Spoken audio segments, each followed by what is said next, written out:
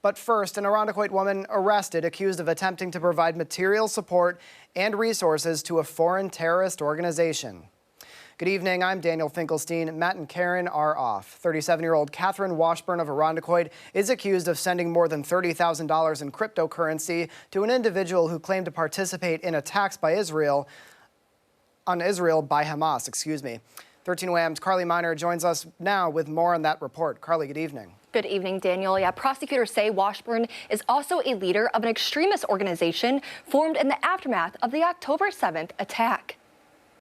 Pictured in this photo is 37-year-old Catherine Washburn of Irondequoit. Next to her are 2 hand grenades in front of a Hamas flag. She was arrested and charged with attempting to provide material support to terrorists. According to National Security, Washburn is accused of making approximately 80 transfers of cryptocurrency totaling more than $30,000 to an individual who identified as a Palestine Islamic Jihad fighter in Gaza. According to the criminal complaint, PIJ is a group committed to destroying Israel and establishing an Islamist Palestinian state. Financial records show those transfers took place between approximately October 8th, 2025 and April 6th of 2026.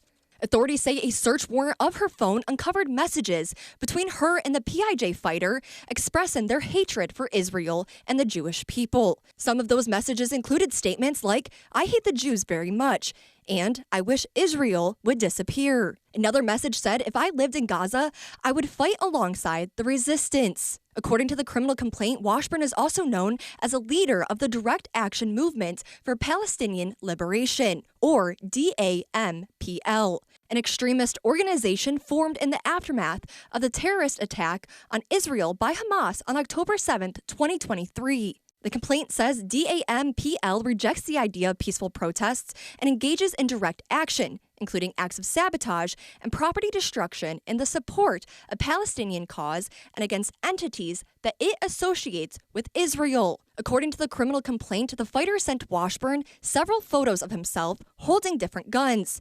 In the evening of October 29th, 2025, the fighter sent Washburn a message on WhatsApp stating, "Tomorrow I have a mission in northern Gaza." The two then sent messages about ammunition and firearms.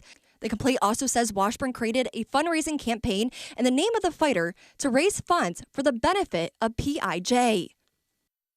And if convicted of the charge, Washburn would face a maximum of 20 years in prison and a $250,000 fine. Daniel?